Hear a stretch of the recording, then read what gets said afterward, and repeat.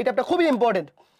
এটা হুবহু দেখো, এই টাইপটা নতুন কোনো টাইপ না। ওয়েট দেখো, একটা বৃত্তের কেন্দ্র এই রেখার উপর অবস্থান করে। এই যে এটা কিন্তু দেখো, এই যে রেখাটা এটা কিন্তু এক্স অক্ষও না ওয়াই অক্ষও না।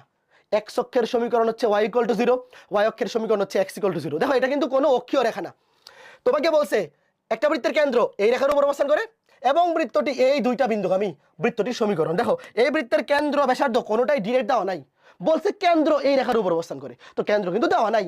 যখনই তুমি দেখবা কেন্দ্র ব্যাসার্ধ দেওয়া নাই, তুমি বৃত্তের আদর্শ সমীকরণটা ধরে নিবা। এবার ধরি নির্ণয় বৃত্তের সমীকরণ x² + y² + 2gx + 2fy + c = 0।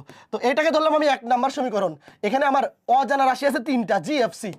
আমার কাজ হচ্ছে জিএফসি এই 3টা বাইর করা। হ্যাঁ 3টা। তো 3টা বাইর করতে সমীকরণ কটা লাগবে? 3টা। ওই যে একটু আগে 3 বিন্দুগামী সমীকরণ দেখছিলাম না, দেখো এই যে 3টা সমীকরণ লাগবে ভাইয়া। 3টা অজানা রাশি মান বাইর করতে 3টা সমীকরণ লাগবে। 3টা সমীকরণ ডিরেক্ট ক্যালকুলেটর দিয়ে সলভ করলেই জিএফসি এর মান চলে আসবে। এখন কথা হচ্ছে এইখানে কেমনে করবো দেখো। তো ধরি এই যে সমীকরণটা, ধরি নির্ণয় বৃত্তের সমীকরণ x² + y² + 2gx + 2fy + c = 0। এই বৃত্তের কেন্দ্র কত? এই বৃত্তের কেন্দ্র আমরা সবাই জানি -g - f।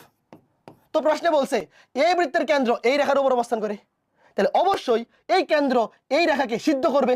অবশ্যই, যেহেতু নির্ণয় বৃত্তের কেন্দ্র এই রেখার উপর অবস্থান করে, তাইলে এই বিন্দুটা এই রেখাকে সিদ্ধ করবে। বসাও, তুমি লিখবা, একটা লাইন লিখবা, যেহেতু 1 নং বৃত্তের কেন্দ্র -g - f এই রেখার উপর অবস্থান করে, সুতরাং x এর জায়গায় বসাও -g, -2g হবে।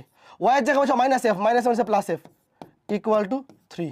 এই যে একটা সমীকরণ, ধর এটা 2 নম্বর সমীকরণ। আর এই যে বাকি দুইটা বিন্দু, এবার দেখো এই যে সমীকরণটা দাও, নির্ণয় সমীকরণ আমাদের এইটা। এবার এই সমীকরণটাকে যদি আমি দুইটা বিন্দুতে সিদ্ধ করি, দেখো 3, -2 এই বিন্দু দিয়ে সিদ্ধ করলে একটা সমীকরণ পাবো। আরটা হচ্ছে -2, 0 এই বিন্দু দিয়ে সিদ্ধ করলে আমি আরেকটা সমীকরণ পাবো। এবার মোট সমীকরণ হয়েছে কয়টা? 3টা। কয়টা হয়েছে? 3টা সমীকরণ ডিরেক্ট ক্যালকুলেটর দিয়ে সলভ করলেই জিএফসি। তোমরা কি ঘটনা বুঝছো? আমি আরেকবার